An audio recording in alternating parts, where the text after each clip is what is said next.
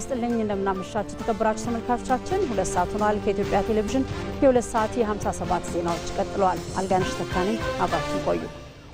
ባለፉት 3 ቀናት የመረጃ ሉዓላዊነት ለፖሊሲ ነጻነት በሚል የተካሄደው ሀገራዊ ጉባኤ ተጠናቀቀ። በጉባኤው የመረጃ ሉዓላዊነትን ለማረጋገጥ የተከናወኑ ስራዎች እመርታ የተገለጸበት ሲሆን በኢትዮጵያ ባለፉት ዓመታት የስታቲስቲክስ መረጃ ባለቤትነትና ሉዓላዊነትን ለማረጋገጥ እንዲሁም መረጃን ለፖሊሲ ውሳኔዎች ለመጠቀም የተሰሩ ስራዎችም ቀርበውበታል። ሀገራዊ የመረጃ ጉባኤና ኤግዚቢሽን ከ40 በላይ የመንግስትና የግል ተቋማት ኃላፊዎች፣ ምሁራንና ከ30 ሺህ በላይ የሚጠጉ ዜጎች የተሳተፉበት መድረክ ሆኖ ተጠናቋል።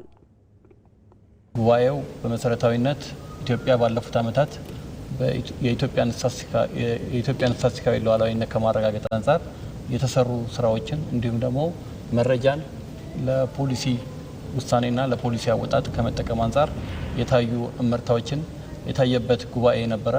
በጉባኤው ከ40 በላይ የሚጠጉ የመንግስትና የግል ተቋማት፣ የሲቪል ሶሳይቲ ኦርጋናይዜሽን እንዲሁም ልዩ ልዩ ተቋማት ኃላፊዎችና ባለሙያዎች ተሳትፈዋል። በአጠቃላይ በጉባኤውና በኤግዚቢሽኑ ከ30 ሺህ በላይ የሚጠጉ ዜጎች ይህንን ጉባኤ ታድመዋል። እንዲሁም ከዋናው የጉባኤው የሰሚቱ ጉባኤ በኋላ 6 ተከታታይ የሆኑ የፓናል ውይይቶች ተከናውነዋል። በጉባኤው ከመረጃ አሰባሰብ እስከ ስርጭት ድረስ ባለው ሂደት ላይ በየደረጃው ሰፊ ግንዛቤ የተፈጠረበት መድረክ መሆኑ የተገለጸ ሲሆን በቀጣይም ጥራቱንና ዘመናዊነቱን የጠበቀ ሉዓላዊ መረጃን ለፖሊሲ ነጻነት ለመጠቀምና የመረጃ ልማትን ለማስፋፋት ባለድርሻ አካላት የጋራ ኃላፊነት መውሰዳቸውም ተነግሯል። እስካሁን በአገራችን ታሪክ በዚህ ደረጃ ስለ ስታቲስቲክስ ከፍ ያለ ግንዛቤ መስጠት የሚችል ከመሪዎች እስከ ዜጎች ትኩረት ተሰጥቶ በዚህ ደረጃ ተጎብኝቶ የስታቲስቲክስ ከመጀመሪያ እስከ ማጠናቀቂያና እስከ ስርጭት ድረስ ግንዛቤ የተፈጠረበትና በሚዲያ በአካል እንዲሁም በተለያዩ የኮሙኒኬሽን ስልቶች ሰፊ ግንዛቤ የተወሰደበት ነውና ለቀጣይ የሀገራችን የስታቲስቲክስ መረጃ እድገት ከዚህ በተሻለ በላቀ ዘመናዊነቱን ጥራቱን ጠብቆ ግልጽ ለማህበረሰቡም ግልጽ እየሆነና የበለጠ እየታመነ ሄዶ ሉዓላዊ መረጃን ለፖሊሲ ነጻነታችን የምናረጋግጥ መሆኑን ኃላፊነት የወሰንበት ሁሉም ደግሞ በየድርሻው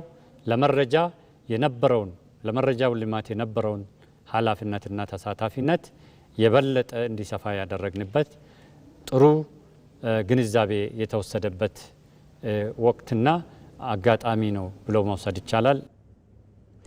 በኢትዮጵያ እየተገነቡ ያሉ የመንገድ መሰረተ ልማቶች ከተማን የተሻገሩና ከመላው ሀገሪቱ አልፈው ቀጠናዊ ትስስሮችን የፈጠሩ ናቸው። የምስራቅ አፍሪካን የኢኮኖሚ ውህደትንና የህዝብ ለህዝብ ትስስርን ጭምር በማጠናከር በኩልም ሚናቸው ከፍተኛ ነው። ሮዛ መኮንን በተከታዩ ትንታኔ ያለፉት 8 ዓመታት በመንገድ መሰረተ ልማት ምን ውጤቶች ተመዘገቡ ስትል እንዲህ ታስቃኘናለች። መንገድ ለእናንተ ምንድነው? ከቦታ ቦታ የምንንቀሳቀስበት ጥርጊያ ወይስ የሰዎችን ልብ የሚያገናኝ የሀገርን ሉዓላዊነት የሚያጸና የኢኮኖሚ ትርታ? በኢትዮጵያን የዘመናት ስነ ቃል ውስጥ መንገድ እጅግ ጥልቅ ትርጉም አለው። አባቶቻችን ሲመርቁ መንገድ ይቃና እንቅፋት አይንታ ይላሉ። ሲዘፍኑም ምን ይላል መንገዱ ምን ይላል ጎዳናው ብለው ያዜማሉ። በሀገራችን እሳቤ መንገድ መጓዣ ብቻ ሳይሆን የህይወት መስመር ነው። ወደ ዓለም አቀፉ መድረክ ስንሻገር ደግሞ የዚህን ስነ ቃል ሳይንሳዊ እውነት እናገኛለን። ታዋቂው የጂኦፖለቲካና የስትራቴጂ ምሁር ፓራግ ካህን ኮኔክትሮግራፊ በተሰኘው ዝነኛ መጽሐፉ ላይ በ21ኛው ክፍለ ዘመን የሀገራት ዕጣ ፈንታ የሚወሰነው በጂኦግራፊያዊ አቀማመጣቸው ብቻ ሳይሆን በፈጠሩት የትስስር መረብ ወይም ኮኔክቲቪቲ ነው ይለናል። የአሜሪካው 35ኛው ፕሬዝዳንት ጆን ኤፍ ኬኔዲም ይህንን ሀቅ ሲያስረግጡ ሀብታም ስለሆነን ጥሩ መንገዶችን አልገነባንም፣ ይልቁንም ጥሩ መንገዶችን ስለገነባን ሀብታም ሆንን በማለት የመንገድን የኢኮኖሚያዊ መሰረትነት በአጭር ቃል ገልጸውት ነበር። መንገዶች አሸዋ፣ ጠጠርና አስፋልት ብቻም አይደሉም። የህዝብ የልብ ትርታን የሚያቀናጁ፣ የገበሬውን ማሳ ከከተማ ገበያ የሚያስተሳስሩ የእድገት ድልድዮች ጭምር እንጂ። ለመሆኑ በሀገራችን ከለውጡ መንግስት ወዲህ የተሰራ የመንገድ ግንባታ የኢትዮጵያንን ነባራዊ የጂኦግራፊ ፈተናዎች እንዴት ወደ ድል ለወጠው? ቆይታችን ይህን ይመልሰዋል።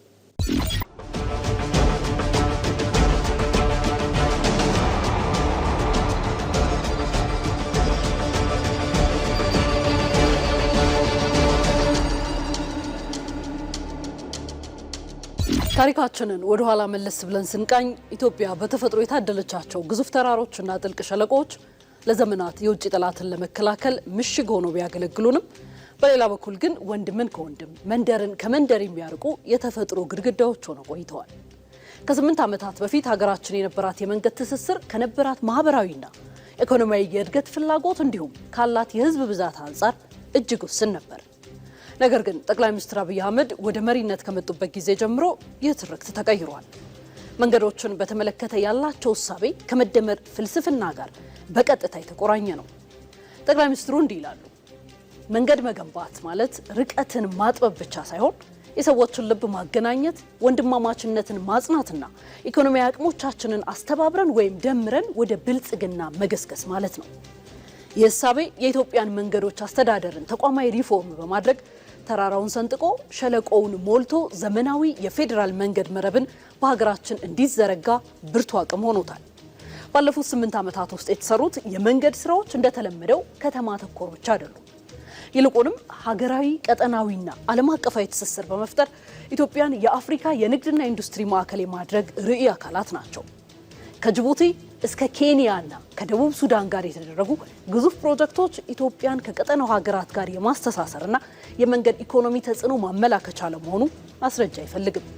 የድሬዳዋ ደዋሌ የፍጥነት መንገድ ኢትዮጵያን ከጅቡቲ ወደብ ጋር በከፍተኛ ፍጥነት በማስተሳሰር የሎጂስቲክ ወጪንና ጊዜን በእጅጉ የቀነሰ ሲሆን ወደ ደቡብ ብንመለከት ኢትዮጵያን ከጎረቤት ኬንያ ላሙ ወደብ ጋር የሚያስተሳስረው ግዙፉን የላፕሴት ኮሪደርን እናገኛለን። ይህ ፕሮጀክት የወደብ አማራጫችንን ከማስፋት ባለፈ የመደመር እሳቤ ቀጠናዊ መልክ ይዞ የምስራቅ አፍሪካን የኢኮኖሚ ውህደት እውን የሚያደርግበት ስትራቴጂካዊ ትብብርም ነው። የሞያሌው የጋራ ድንበር ኬላም የዚሁ ትስስር ፍሬ ነው። የትስስር ጉዟችን በምስራቅና በደቡብ ብቻ አላበቃም። ወደ ምዕራቡ የሀገራችን ክፍል ስናቀና ከደቡብ ሱዳን ጋር በጋምቤላ በኩል የሚያገናኘንን የፓጋግ መንገድ ግንባታም እናገኛለን። ይህ መንገድ የንግድ ልውውጥን ከማሳለጥ ቀጠናዊ ሰላምን ከማረጋገጥና የሁለቱን ሀገራት ህዝቦች ይበልጥ የማስተሳሰር ፋይዳው የጎላም ነው። ለውጡ በስሜት ብቻ የሚነገር ሳይሆን በተጨባጭ ቁጥሮች የሚደገፍ ነው። የኢትዮጵያ የመንገዶች አስተዳደር ያስመዘገባቸው አሃዛዊ መረጃዎች የለውጡን ፍጥነት ፍንትው አድርገው ያሳዩናል። በ2010 ዓ.ም 126000 በላይ ኪሎ ሜትር የነበረው የሀገራችን የመንገድ ሽፋን በ2018 ዓ.ም አጋማሽ ወደ 180000 በላይ ኪሎ ሜትር አድጓል። ይህ አስደናቂ ዝላይ ነው። በየ1000 ስኩዌር ኪሎ ሜትር 115 ኪሎ ሜትር የነበረው የመንገድ ጥግግት ወደ 157 ኪሎ ሜትር ከፍ ብሏል። ባለፉት 8 ዓመታት ብቻ 182 ፕሮጀክቶች ወደ ግንባታ ሲገቡ ከነዚህ መካከል 71 ግዙፍ ፕሮጀክቶች ሙሉ በሙሉ ተጠናቀው ለትራፊክ ክፍት ሆነዋል። የፍጥነት መንገድ ኤክስፕረስዌይስ ከለውጥ በፊት 84.7 ኪሎ ሜትር ብቻ ነበር ከአዲስ አበባ አዳማ። አሁን ግን የሞጆ መቂ ባቱ አሪሲ ነገሌ 151 ኪሎ ሜትርና የድሬዳዋ ደዋሌ 220 ኪሎ ሜትር የፍጥነት መንገዶች ተጠናቀዋል። በመገባደድ ላይ የሚገኘው የአዲስ አበባ ሐዋሳ የፍጥነት መንገድ በቅርቡ በይፋ ስራ ይጀምራል። በተጨማሪም አዲስ አበባን ከደሴ፣ ከጅማ፣ ከደብረ ማርቆስና ከነቀምቴ ጋር የሚያገናኘው 4 አዳዲስ የፍጥነት መንገዶች ጥናት በመጠናቀቅ ላይ ሲሆን ኢትዮጵያን በ10 ዓመታት ውስጥ ከ1600 ኪሎ ሜትር በላይ የፍጥነት መንገድ ባለቤት ለማድረግ ሌት ተቀን እየተሰራ ነው። የመንገድ መሰረተ ልማት በኢትዮጵያ ምድር አዲስ ታሪክ እየጻፈ ይገኛል። ለዚህ ግንባር ቀደም ማሳያ የሚሆነው የኢትዮጵያ መንገዶች አስተዳደር በቻይና መንግስት ከሚመራው ግዙፉ የቤልት ኤንድ ሮድ ኢኒሼቲቭ ጋር የፈጠረው ስትራቴጂካዊ ቁርኝት ነው። ይህ ጥምረት ኢትዮጵያን በአፍሪካ የዚህ ዓለም አቀፍ ትብብር አብነት ወይም ሞዴል ካንትሪ ያደርጋታል። የትብብሩ ማሳያ የሆኑ መንገዶች በተለይም ከጎረቤት ሀገራት ጋር የሚያስተሳስሩን እንደ ላፕሴት ኮሪደርና የድሬዳዋ ደዋሌ የፍጥነት መንገድ ልጆቻችን በኩራት የሚኖሩባትን የበለጸገችና የተሳሰረች አፍሪካን እውን የሚያደርጉ ጠንካራ መሰረቶች ናቸው። የፍጥነት መንገዶችና የጎረቤት ሀገራት የንግድ ኮሪደሮችን ይበልጥ ለማስፋፋትና የሀገራችንን ኢኮኖሚ ሽግግር ለማስፋትም የ10 ዓመት መሪ እቅድ ወጥቶ እየተሰራ ይገኛል። በመንገድ ልማት ዘርፍ ባለፉት 8 ዓመታት የታየው ይህ አስደናቂ ምርታ የመንግስት ቁርጠኝነትንና የህዝቡን የተቀናጀ የመደመር ጥረት ፍሬ ማሳያ ነው። ኢትዮጵያ የመንገድ ሽፋኗን ከማሳደጓ በተጨማሪ የሚገነቡት መንገዶች ኢኮኖሚያዊ ፋይዳቸውም የላቀ ነው። ይህም በተለያዩ አካባቢዎች ያሉ ምርቶች ገበያ እንዲያገኙ መስህቦችም ምቹ እንዲሆኑ አስችሏል። አባዲ ወይናይ ተጨማሪ አለው።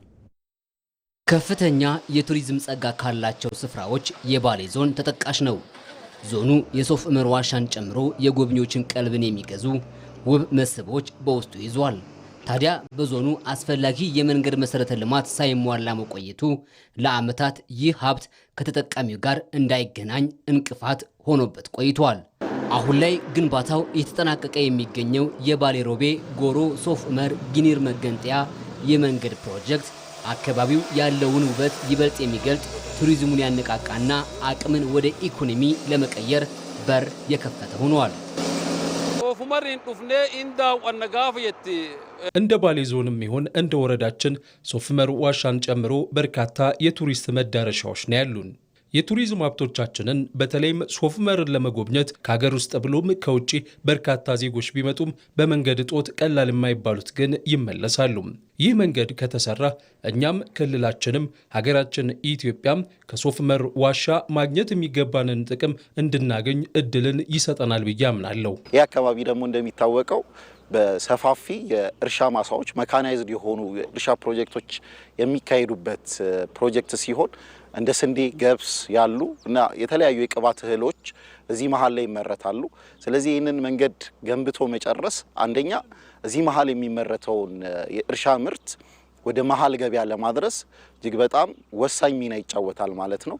ከዚህ ከእርሻም አልፎ ተርፎ ፕሮጀክቱ ወደ ሶፍ ዑመር ዋሻ አንድ እንደ ሀገር ካሉን የቱሪዝም መዳረሻ መካከል የሶፍ ዑመር ዋሻንም ነክቶ የሚያልፍ ከመሆኑ የተነሳ ለቱሪዝምም ያለው ጥቅም በቃላት ሊገለጽ የማይችል ትልቅ አድቫንቴጅ ያለው ፕሮጀክት ነው ብለን ማንሳት እንችላለን።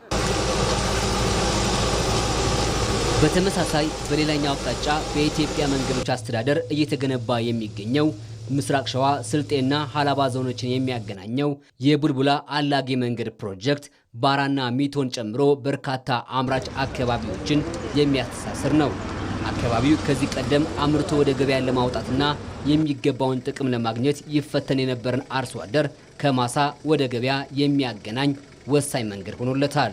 ያለንበት አካባቢም ከፍተኛ የሆነ የግብርና እንቅስቃሴ የሚደረግበት ከፍተኛ ካሽክሮፕ በሀገር ውስጥም ከሀገር ውጭ የሚወጡ ምርቶች ያሉበት ነው። ፖቴንሻል ኤሪያ ነው። በዚህ ረገድ አርሶ አደሩ ኢንቨስተሮች በሰፊው አሉ። ኢንቨስተሩ ምርቱን በቀላሉ ወደ ገበያ ለማውጣት ያ ብቻም አይደለም፣ በተለይ በዋጋ እንዳይጎዳ ወደ ሴንተር ገበያ ወደ ማዕከል ወስዶ ምርቱን ለመሸጥ ትልቅ እገዛ በኢኮኖሚው አግዟል የሚል ነገር ነው ያለኝ።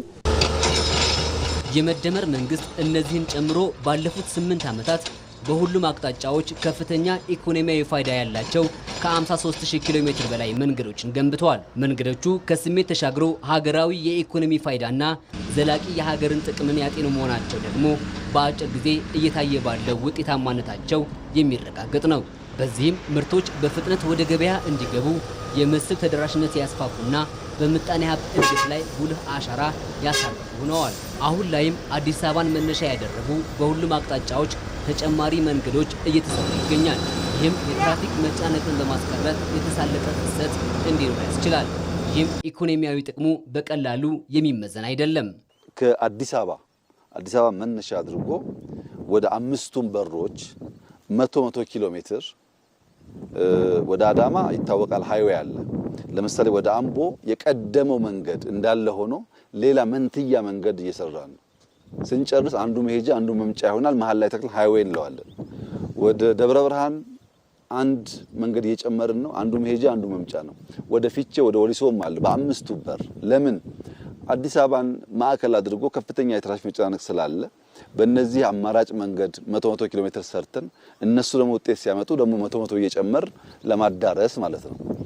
በዚህ ምክንያት በይኑናና አዋሽ ሰራነውም ስራ በሃይዌዩ ወደዚህ የሚሰራ ነው። ቀደም ባልኩት ሐሳብ በወሊሶም ይሁን በአምቦ በሁሉም አቅጣጫ ሰው ከአዲስ አበባ ዊኬንድ እየወጣ በእንዲህ ባለው ነፋሻ አየር በጣም በሚያምር ለአይን ታይቶ የማይጠገብ ከባቢ ላይ ሊዝናና ይችላል።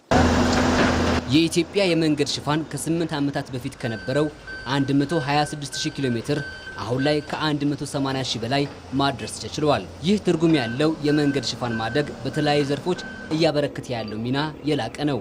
ይህም መንገድ አድራሽና መላሽ ከመሆን የኢኮኖሚ ሞተር እየሆነ ለመምጣቱ ማሳያ ነው።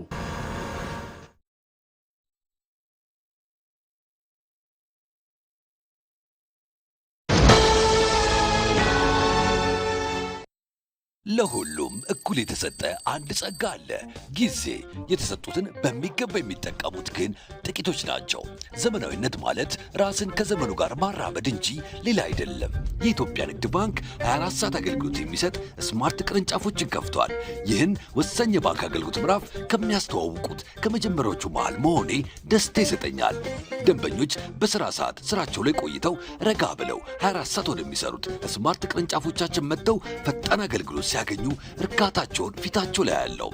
በአዲስ አበባ በቦሌ፣ በአብይ፣ በተፈራ ደግፌ፣ በኤርቱ ለቦ፣ በአራዳ ጊዮርጊስ እንዲሁም በመስቀል ስኩዌር ስማርት ቅርንጫፎቻችን ሂሳብ ከመክፈት ዓለም አቀፍና የሀገር ውስጥ የመገበያያ ካርዶችን አዘው በደቂቃ ውስጥ እስከ መቀበል፣ ማንኛውንም የገንዘብ መጠን ገቢ ከማድረግ ቼክና የውጭ ሀገር ገንዘቦችን እስከ መበንዘር ማንኛውንም የባንክ አገልግሎት ራስዎን በቀላሉ በሚያስተናግዱባቸው ማሽኖች ወይንም እንደኔ በድምፅና በቪዲዮ በሚያግዙ የባንክ ሰራተኞች በኩል ያገኛሉ። በነገው የባንክ አሰራር ላይ ዛሬ ስለምናገለግሎት ደስ ይለናል። የኢትዮጵያ ንግድ ባንክ ሁሌም የሚተማመኑበት ባንክ። ከኢትዮጵያ ቴሌቪዥን የኢቲቪ 57 ዜናዎቻችን ቀጥለዋል።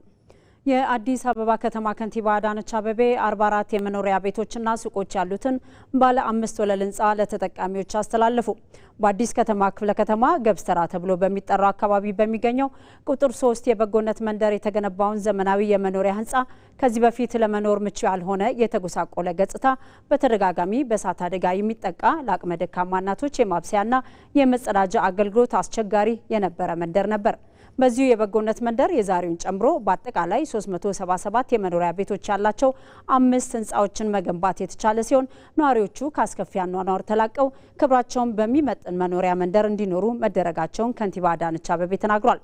በሌላ በኩል ከንቲባ አዳነች አቤቤ በብርጭቆ ኮንዶሚኒየም አካባቢ የተገነባውን አዲስ ኢኮ ፓርክ ሁለገብ የህዝብ መዝናኛ ስፍራንም መርቀው ከፍተዋል።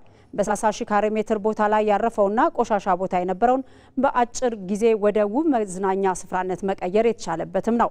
አሁን ወደ ውብ የመዝናኛ ስፍራነት የተቀየረው ይሄው ቦታ የወጣቶችና ህጻናት መጫወቻ ሜዳ፣ ካፍቴሪያ፣ የጋራ መሰባሰቢያ ስፍራ፣ የአረንጓዴ መናፈሻዎችንም አካቷል። እንደ ሪፖርተራችን የመራደም ዘገባ እንዲህ አይነቱ ስራ ሀገር ተረካቢ ትውልድን ጭምር የምንገነባበት ነው ሲሉ ከንቲባ አዳነች አቤቤ ተናግረዋል።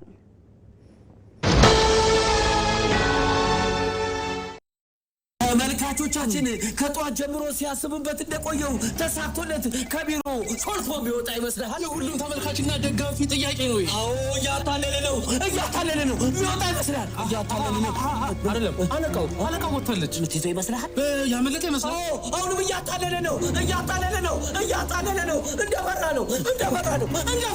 በሩ ጋር ሲደርስ ተያዘ። ይሄ ማስጠንቀቂያ የሚያሰጠው ይመስላል።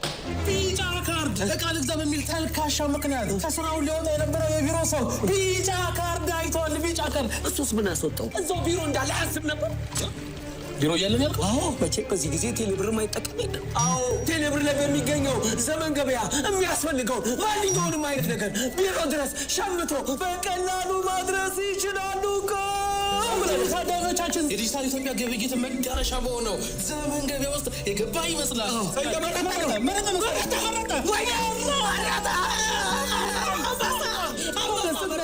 ይሄንን ቀሚስ ባይገዛ ኖሮ አልቆለት ነበር። የቅድሙ ማስጠንቀቂያ ትምህርት የሆነ ይመስለኛል። ደረሰ። ተመልካቾቻችን ቀሚሱ ቢሮ ደረሰ። ከተባለ ምን አይነት ብቃት! ምን አይነት ቴክኖሎጂ! ወይኔ ዘመን ገበያ ከጉዳ ወጣ።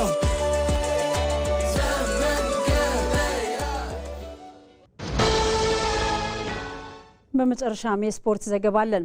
በአውሮፓ ሊግ የፍጻሜ ጨዋታ አስቶን ቪላ ከፍራይቦርግ ጋር የሚያደርጉት ጨዋታ ይጠበቃል። ተጠባቂው ጨዋታ በቱርክ ኢስታንቡል በሚገኘው ቱፕራስ ስታዲየም ምሽት 4 ሰዓት ላይ ይካሄዳል።